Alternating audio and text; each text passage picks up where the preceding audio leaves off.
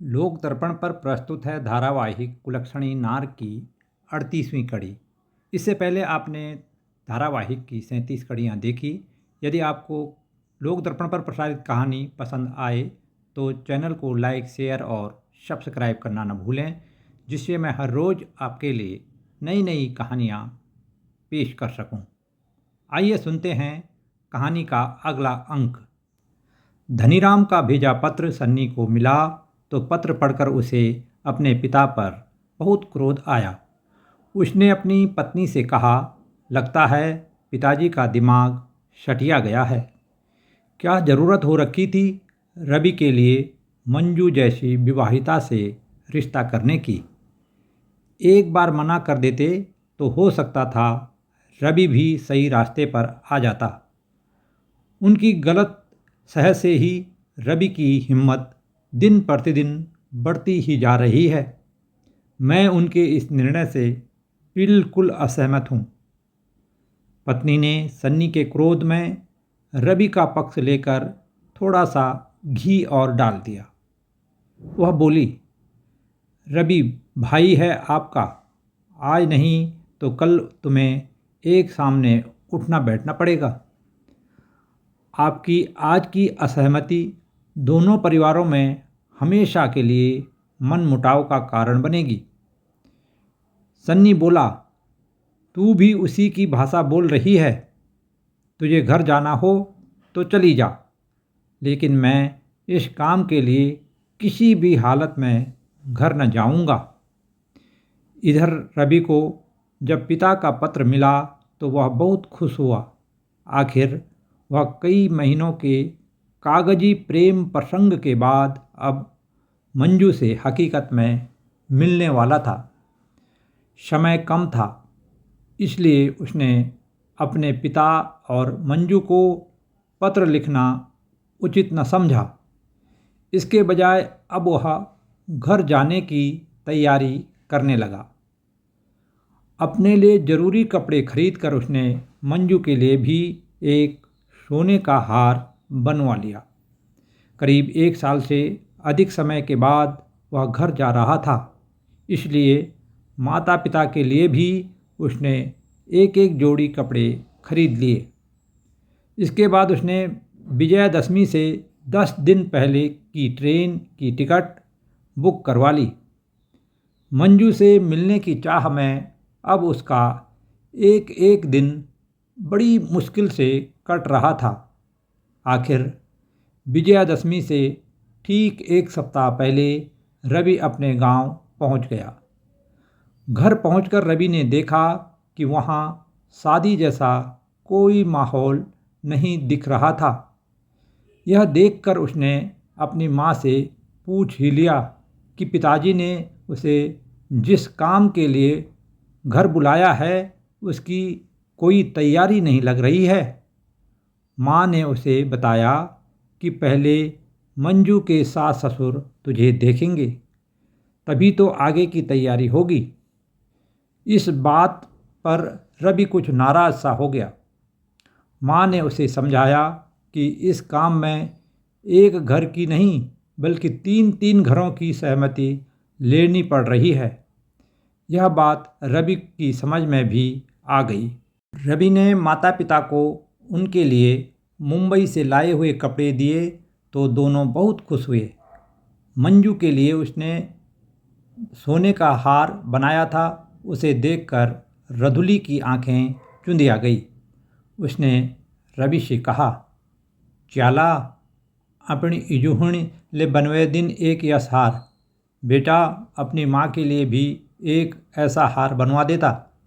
रवि ने हंसते हुए कहा, माँ पहले तू ही पहन कर देख ले। मंजू भी तो तेरे घर की बहू ही बन रही है, इसलिए ये हार तो तेरा ही है। रविवार का दिन था। धनीराम ने अपनी पत्नी रधुली से कहा कि वह आज ही रवि को लेकर हीरालाल के घर चला जाता है। वहीं से शाम को काशीराम जी के घर चले जाएंगे। रधुली बोली, कल ही तो रवि घर आया है, तुम उसे कहाँ कहाँ नचाते रहोगे। जिनको नहीं भी पता है वे भी शक करने लगेंगे। ऐसा करो, तुम खुद ही हीरालाल जी के घर पहुंचकर उन्हें यह बात कहकर आ जाओ कि रवि घर आ गया है। हम दोनों कल दिन में काशीराम जी के घर पहुंचेंगे, तो आप भी कल दिन में वहां जरूर पहुंच जाना। धनीराम को रदुली की यह बात सही लगी। वह उसी समय हीरालाल के पास जाने को तैयार हो गया। रदुली ने जल्दी जल्दी नाश्ता तैयार किया। रवि और धनीराम ने नाश्ता किया। रदुली ने रवि की लाई मिठाई और कुछ फल एक थैले में रखकर धनीराम को पकड़ा दिए। धनीराम ने थैला कंधे में टांगा और तुरंत हीरालाल के गांव की ओर चल पड़ा। धनीराम के वहां पहुंचते ही हीरालाल और तुलसी ने उसकी बड़ी आवभगत की। धनीराम ने उन्हें बताया कि उसका लड़का रवि घर तो पहुंच गया है, लेकिन काशीराम की इस नई शर्त से वह कुछ नाराज सा है। बड़ी मुश्किल से उसे वहां चलने को राजी किया है। कल दिन में आप भी समय निकालकर वहां जरूर पहुंच जाना। उचित होगा कि काशीराम जी से आपके सामने ही आगे की पूरी बातचीत हो।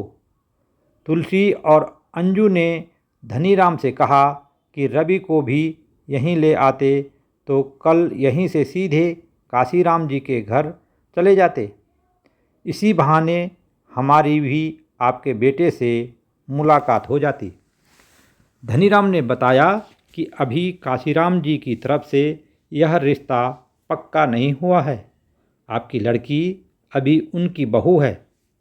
ऐसे में यदि उन्होंने उसका रिश्ता रवि के साथ करने से मना कर दिया तो उसके साथ साथ लड़के की भी बदनामी होगी।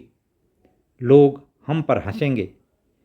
हीरालाल ने भी धनीराम की बातों पर अपनी सहमति जताते हुए कहा, धनीराम जी सही कह रहे हैं। इसके बाद धनीराम ने बताया कि यदि कल बात बन जाती है तो शाम को हम लोग इधर से ही वापस चले जाएंगे। इस तरह दिन का भोजन करके धनीराम और हीरालाल बाजार की ओर निकल गए। दोनों ने कल की तैयारी के हिसाब से काशीराम के घर के लिए कुछ फल और मिठाइयाँ खरीद ली। इसके बाद दोनों अपने अपने घर वापस चले आए।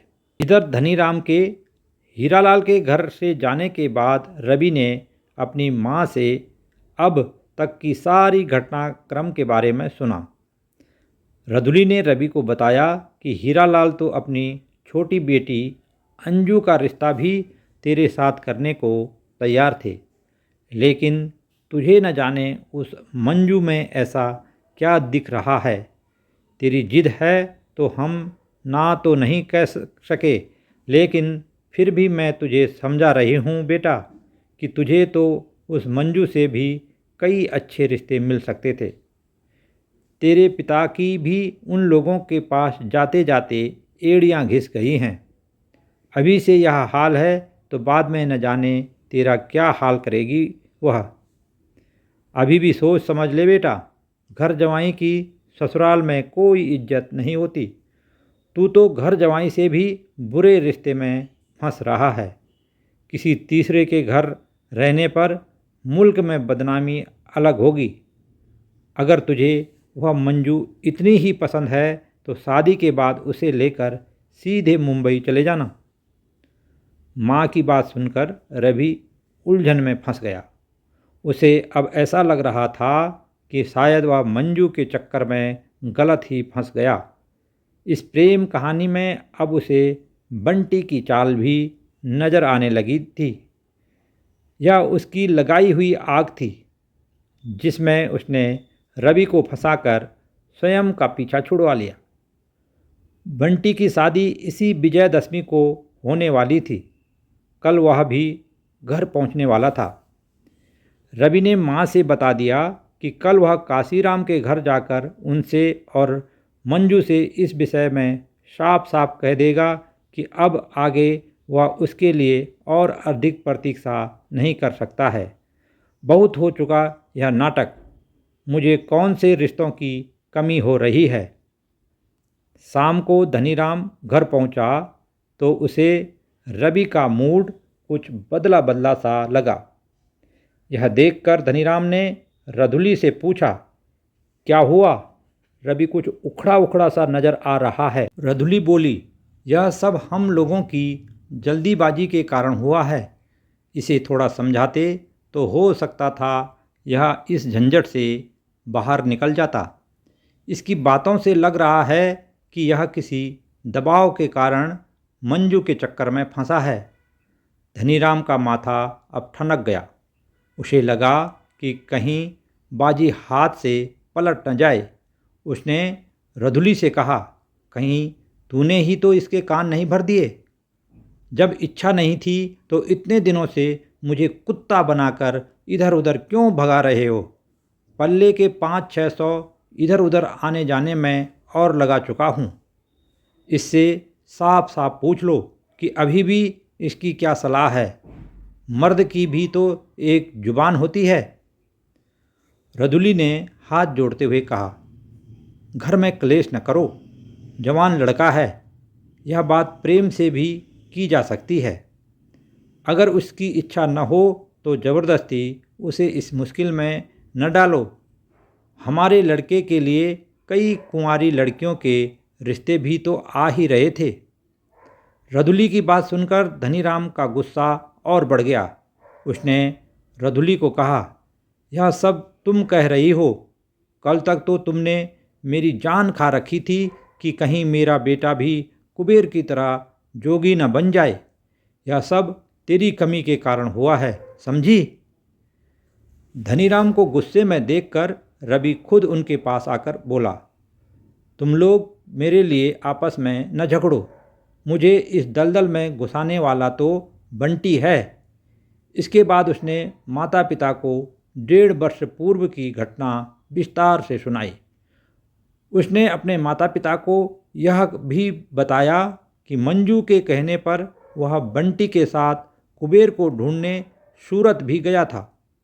वहां जाकर जब उन्हें पता चला कि कुबेर सन्यासी हो गया है तो बंटी ने ही मंजू के ससुराल में काशीराम को कुबेर की ओर से चिट्ठी भेजी थी। मंजू को जब इस बात का पता लगा तो वह बंटी से नफरत करने लगी। तभी से मंजू और मेरे बीच इस रिश्ते की शुरुआत हुई। बंटी ने खुद को इस कहानी से बाहर रखने के लिए मेरे से भी झगड़ा किया और फिर वह मेरे से अलग रहने लगा। रधुली ने बेटे के मुख से यह सुना तो उसने अपनी दरांती पकड़ी और रणचंडी का रूप धारण कर बंटी की मां से लड़ने के लिए जाने लगी। धनीराम ने अपनी टोपी उतारकर उसके पैरों में रखते हुए कहा, सन्नी की इजा क्यों पूरे गांव में मेरी इज्जत का जनाजा निकाल रही हो?